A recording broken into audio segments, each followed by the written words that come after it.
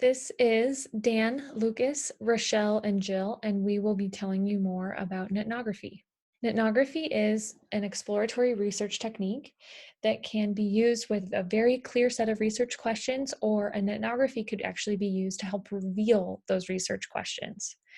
It is data gathered through naturally occurring public conversations, particularly in online communities or forums. As a fun fact, this was originally developed as a tool to analyze fan discussions about Star Trek, but has since been used for a whole variety of subjects, from education and consumer behavior to human sexuality. The main advantage of netnography is, at its core, it's observing social interactions just like an ethnography, but with digital technology, researchers have more access than ever. Now, that also comes with some pretty serious ethical implications, and Lucas will touch on that a bit more in the presentation. The three stages of netnography are the entree, data collection, and analysis interpretation. The entree is the design of research questions and selecting the online communities. So an example might look like, how do consumers use Facebook groups when they are shopping for a grill? That's what we're trying to learn more about. And so we'd select communities like brand-specific online Facebook communities like the Traeger grill owners that you see here to the right. Step 2 is the data collection phase, where we observe and capture interactions within the community exactly as they are. It's important not to make any alterations. And so you can see to the right here, someone was utilizing this Traeger Facebook community to say, should I buy my grill at Costco? Should it be bigger? What do you think? And going to the community to learn more. It's important to note that you can also utilize netnography to house other methods like surveys and focus groups. That would, of course, require that you make yourself known to the consumers, that they know that you're participating in the community. Lastly is the analysis and interpretation. And the big takeaway here is that in developing a systematic approach for classifying and coding findings is absolutely important. These are massively huge and detailed sets of data. And so it's important to not only have the systematic coding, but avoiding distractions along the way. Chances are there's going to be some tempting subject matter that comes up in the observations. It's important to just add those to the roadmap and not let it derail you from this topic at hand. An example of an outcome of a netnography would be to build on our grill example, to say, based on our observations, Facebook groups are most important to customers that are making a repeat purchase of a brand they already own. We looked at two peer-reviewed articles that showed netnography applications in consumer research. The first study reviewed online content from TripAdvisor to identify memorable, favorable hotel stays by tourists, and then examined commonalities among those experiences. One goal was to find a more valid measure than the widely used memorable tourism experience scale. The author seems to be on a bit of a crusade against this construct. He has multiple papers attacking its sampling methodology and strongly suggests the construct not be generalized to more authentic travel populations.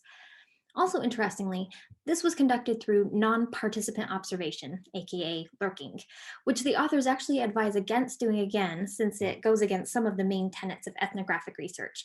They scanned TripAdvisor data from hotel reviews in Finland.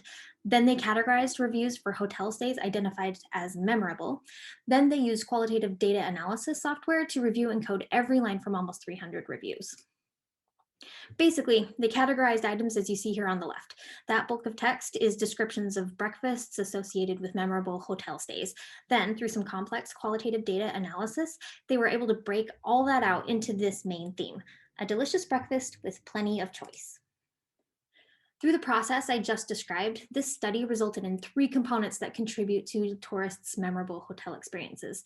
Based on their analyses, the researchers felt that these components were valid and do have application for hotel owners. They recommend hotel owners invest in training staff to be friendly, providing a delicious breakfast with a good variety of choices, and making sure beds are comfortable. For our second article, we looked at a study of consumer motivations for their intention to use smartwatches. This study analyzed consumer reviews on Amazon. The study also wanted to come up with a better measure for understanding consumer intentions. Once again, this study used the lurking approach. They didn't see a problem with using this, though. They felt it allowed them as researchers to understand the flow of communication among consumers. They chose to use the Amazon community because it satisfies criteria for a good netnographic sample. This study used open coding to compare and categorize data. The researchers praised the quality of the data they got from Amazon and think it's a valuable database for consumer tech research. You can see why they would think that.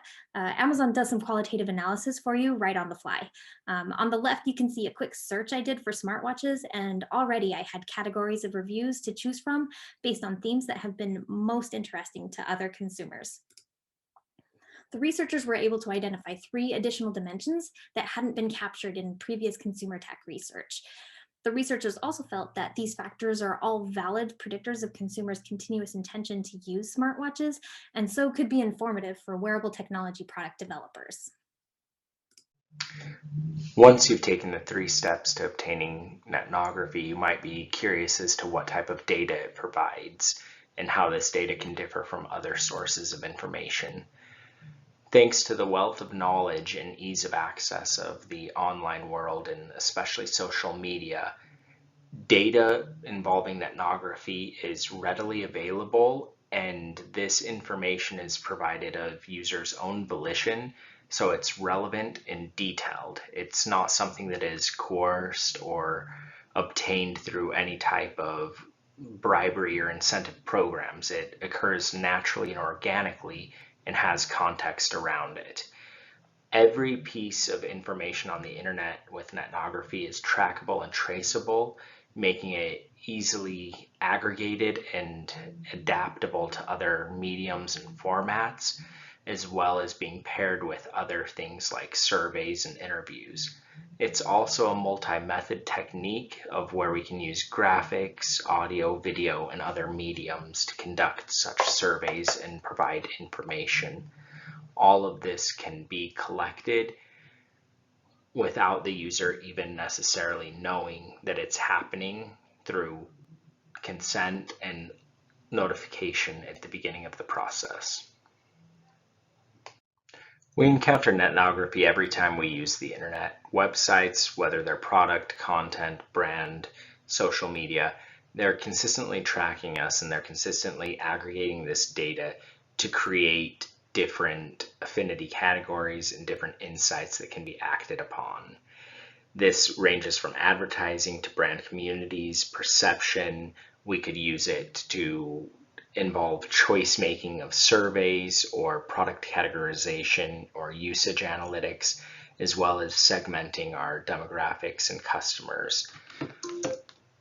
As we look at social media and we look at all the different sources of voice and information across the internet, there are tools available within netnography that can help us aggregate that information to truly bring out the customer voice so that today's data can lead to tomorrow's insights, and we can actually shape the future of our products and our messaging and our delivery of whatever it is we're selling.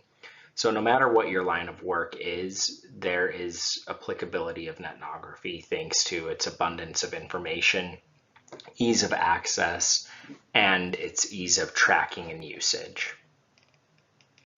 A couple of caveats and warnings. So the first one, participants will change their responses when they know they're being studied. An example is a paper we found which discussed how gang members will change how they speak about their illegal activities while they're online and they know they're being studied. Another caveat is that before the research begins, the researcher should really decide how much they're going to interact with the online community, knowing that their interaction will have some disruption within the discussions that are taking place. Moving on to ethical issues, the first issue to think about is the idea of informed consent. So should the researcher inform the study participants that they are being studied? Some researchers were unequivocal yes, everybody should be informed that they're being studied, while other researchers felt that they got better and robust data by not discussing the study with the participants. Another idea under informed consent is that the researcher should really take a cautious approach when deciding if the online environment is a private or public medium. if your study participants feel like this, that their discussions are private, and then you publish a study where you're using their information or the things that they said, how are they going to feel about that? Another ethical issue would be voluntary participation. Really, can people who are participating in these communities know that they're participating and be volunteers? How do you get consent, or how do you inform every participant that they are being studied? So to summarize netnography, it is a robust qualitative research method, and what separates netnography from other different types of online research is that the researcher, the living, breathing person, is interacting and really immersing themselves in the online community, and that is the foundation of the research process. Thank you.